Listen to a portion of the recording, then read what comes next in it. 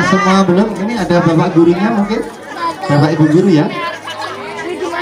Kalau sudah semua berkumpul, teman-teman harus diam ya, mendengarkan nanti, karena nanti akan ada pengarahan supaya nanti buat batiknya itu bagus gitu ya. Udah semua belum? Udah bisa kita buka bapak ibu? Dibuka ya. Ada yayanya, ada yayanya ya. Oke, ternyata teman-teman ada yayanya, tapi saya buka dulu nggak apa-apa ya? Atau yaya dulu nih? Oke, saya coba pingin mengetahui semangat teman-teman belajar batik di Kampung Batik Giriloyo ini.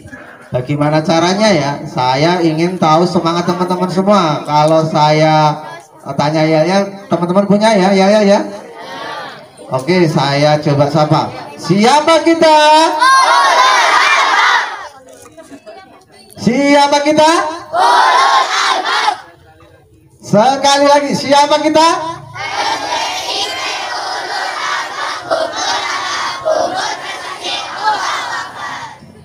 Unggul apa tadi? Unggul adab, unggul prestasi, Allahu Akbar gitu ya. Saya coba sama lagi, ternyata asik ya, yanya ya. Jadi supaya teman-teman nanti berprestasi dan beradab, gitu ya maksudnya ya. Siapa kita? Siapa kita? Siapa kita? Sekali lagi.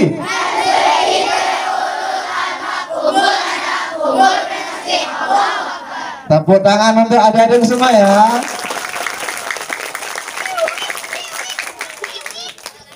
Baik, saya sapa dulu, saya buka dulu ya. Assalamualaikum warahmatullahi wabarakatuh.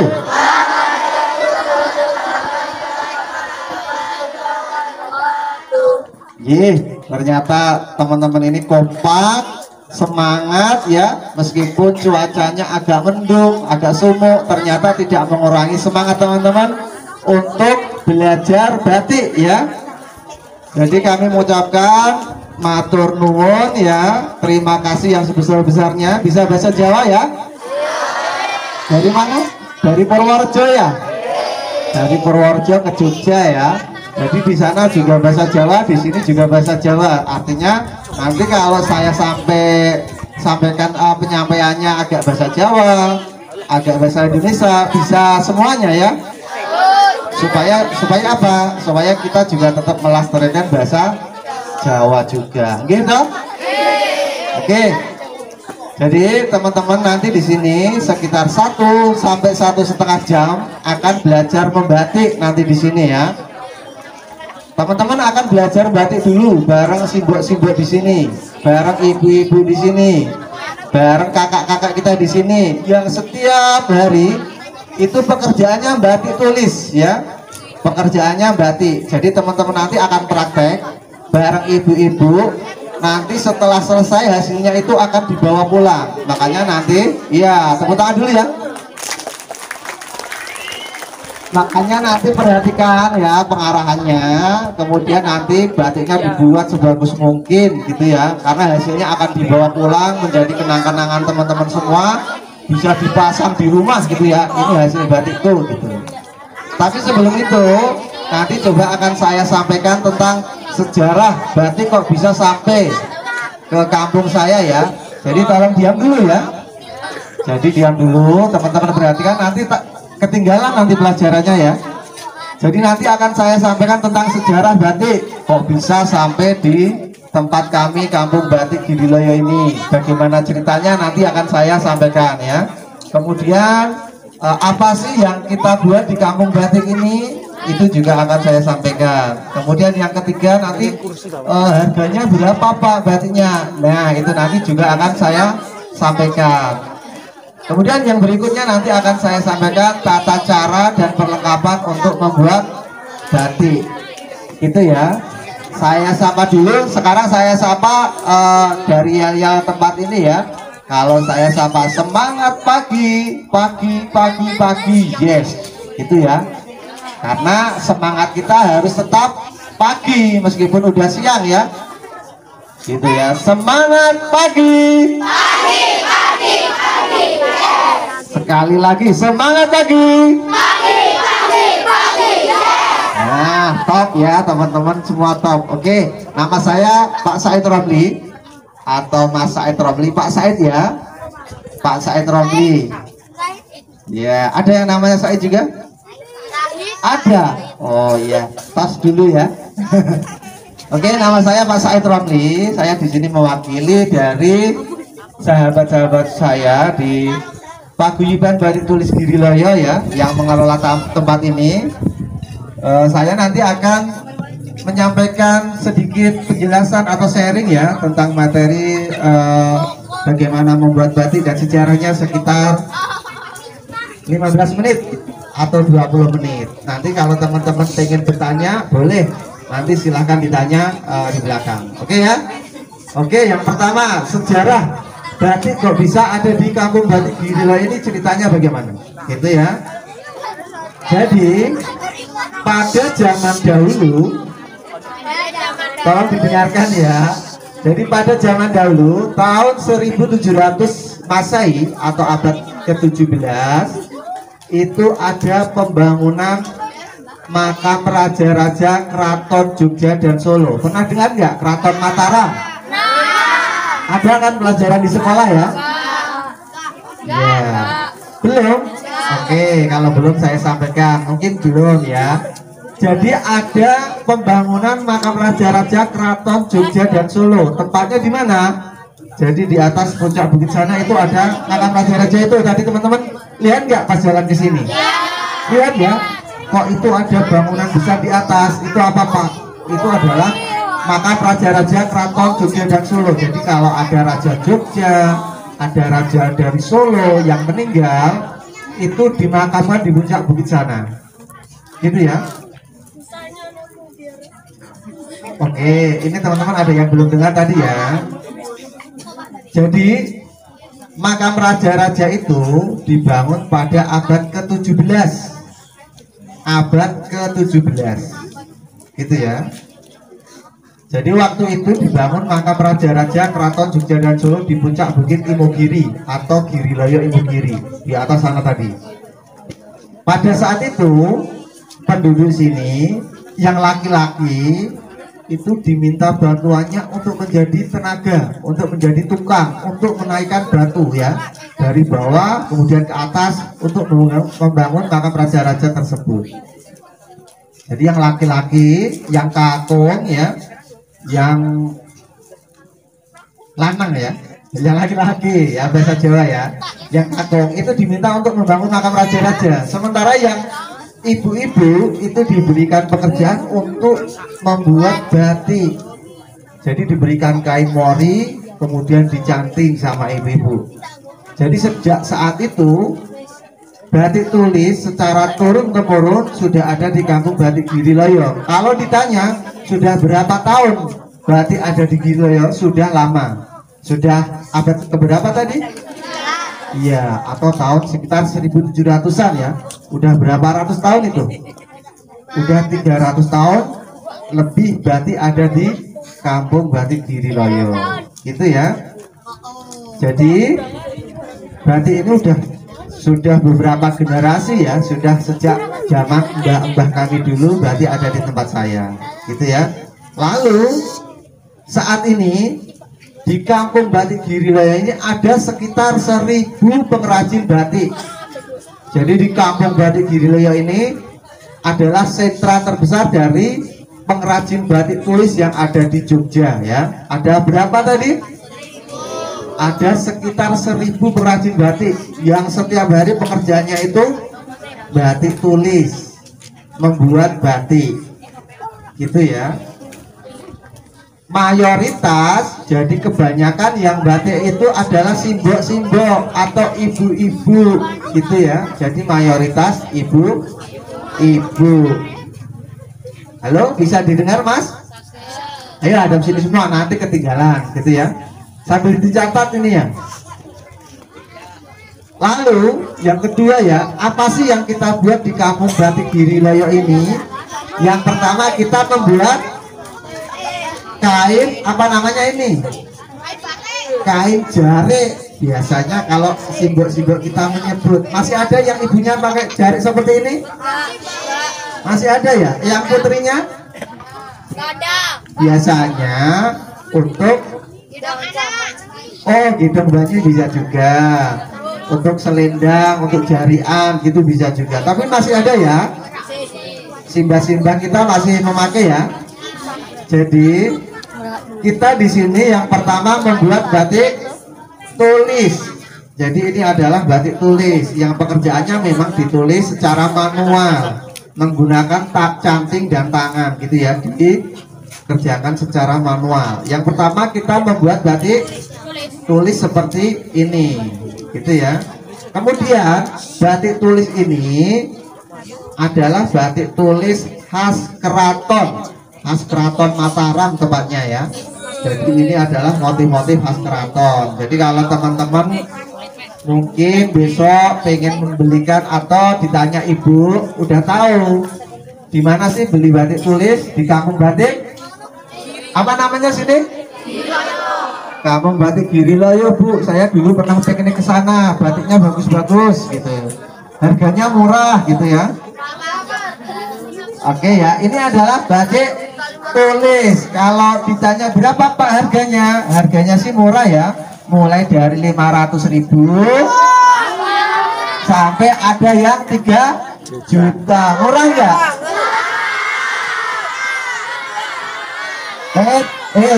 Tapi tunggu dulu, kalau teman-teman bilang ini mahal karena teman-teman belum tahu cara buatnya ya.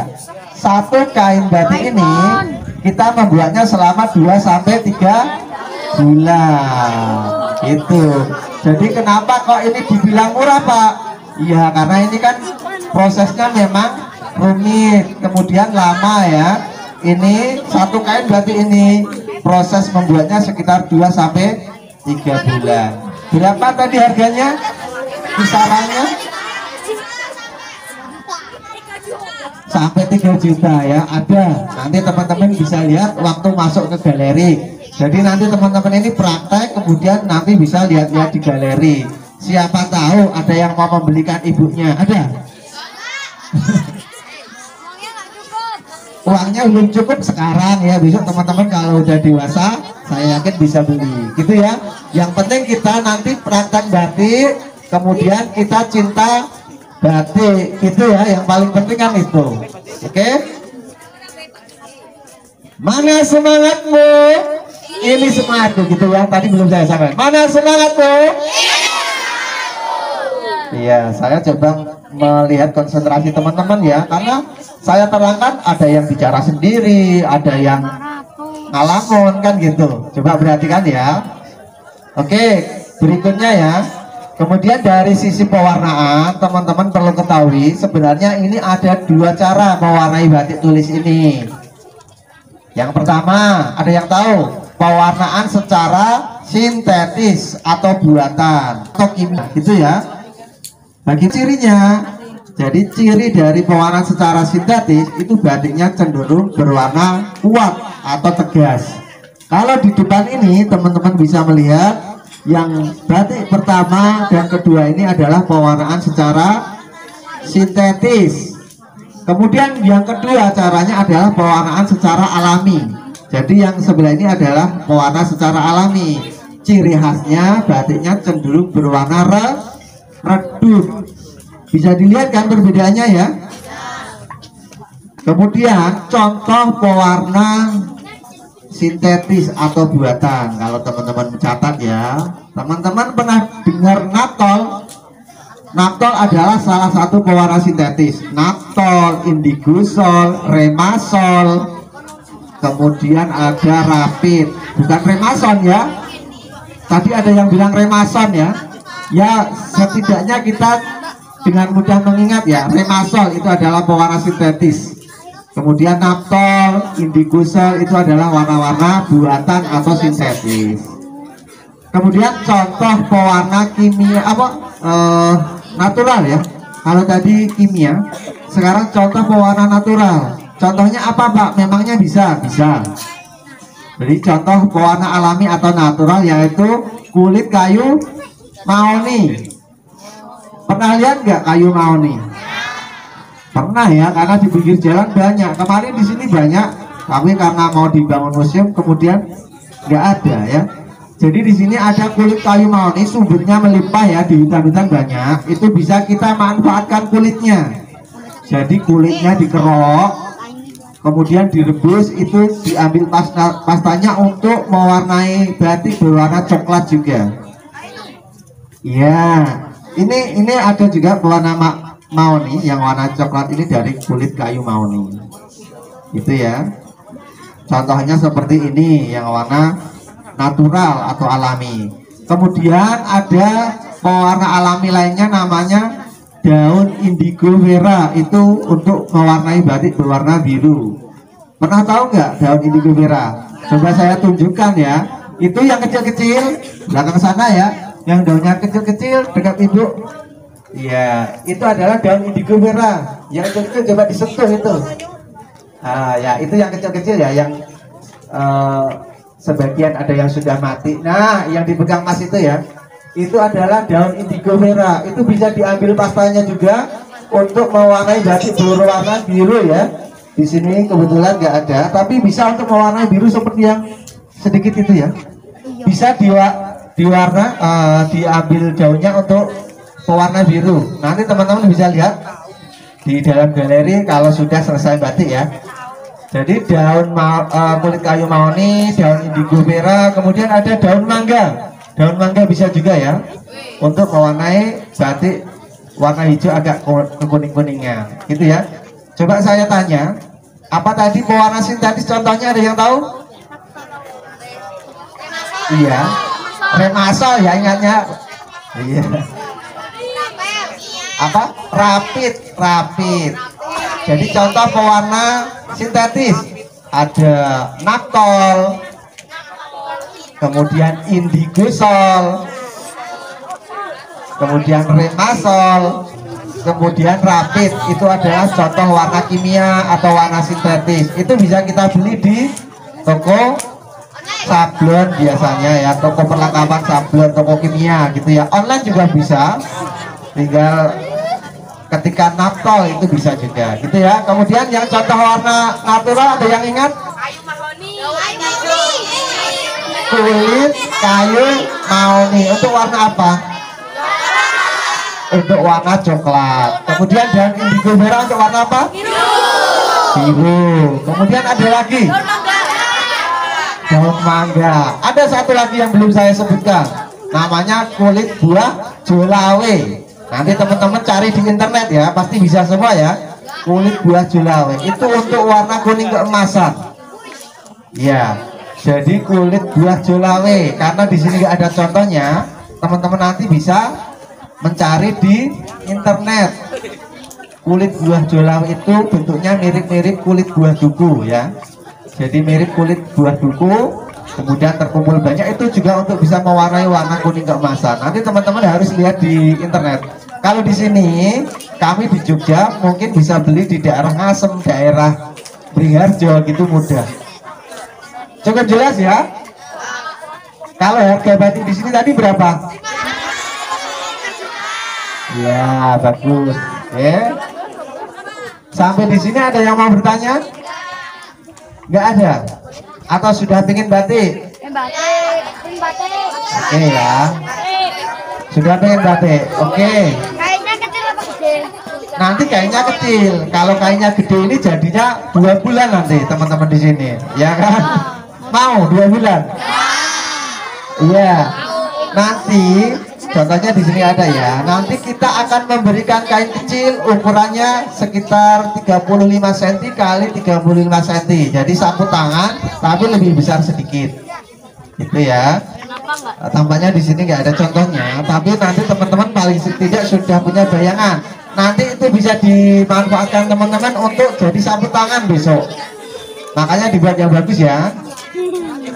Yang perlu kita ketahui, yang pertama perlengkapan untuk membuat batik Yang pertama ya, kain mori. Pernah dengar belum? Jadi sabuk mori ya. Jadi kain ini awalnya berwarna putih ya. Ya, mirip kain kafan. Memang hampir sama yang digunakan. Kain mori namanya, atau kain katun primissima. Coba dicatat ya. Namanya kain katun primissima. Kalau teman-teman mungkin pernah lihat baju kok ada katun, ya mirip-mirip juga bahannya ya. Namanya di sini lebih eksklusif. Oh, ini dia contohnya. Nah, nanti teman-teman semua akan dikasih satu-satu seperti ini. Polanya sudah ada tapi berbeda-beda juga ya. Nanti teman-teman tinggal memberi isian, kemudian mengembangkannya sendiri gitu ya, lebih bagus. Ini namanya apa tadi, kain apa? Kain mori. Atau istilah kerennya apa tadi? Bukan. Kain katun primissima. Ya, kain katun primissima. Sebenarnya ada bahan lain yang bisa digunakan untuk membuat kain batik. Namanya kain sutra. Pernah dengar kan, sering ya? Iya. Kain sutra harganya biasanya yang mahal nanti batiknya. Mungkin ada yang 5 juta, ada yang 4 juta, seperti itu. Biasanya yang mahal kalau kain bahan bakunya kain sutra. Ini namanya kain katun primissima. Kemudian ada bahan yang lain namanya apa? Malam, pernah dengar? Ya, ada malam atau lilin atau parafin, gitu ya. Yang lainnya ada lagi canting ya. Kemudian ada kompor, ada gawangan. Gawangan seperti ini namanya gawangan. Meskipun ada yang relatif kecil, ada yang besar gawangan. Itu ya. Ada yang lainnya yang belum saya sampaikan. Jadi kita yang perlu persiapkan kain mori, kemudian malam, kemudian canting, kemudian kompor dan kelengkapannya, ada wajan, kompor, kemudian minyak tanah gitu ya. Kemudian ada yang lainnya, gawangan, seperti itu ya. Kemudian urutan membuat batik tulis. Coba didengarkan ya, urutan membuat batik tulis. Oh ya. Nah, ini namanya apa? Ya, malam atau parafin. Kalau istilah industri parafin ya. Kemudian kita bisa menyebut lilin juga ya, karena ini bahan bakunya yang mirip-mirip sama lilin yang kita pakai di rumah ya. Mungkin ada bahan tambahan sedikit. Jadi ada malam, kain mori, canting ya, ada gawangan yang harus kita siapkan, kemudian kompor, kemudian wajan dan lain-lain. Kemudian tahapannya atau prosesnya sudah pernah belum batik?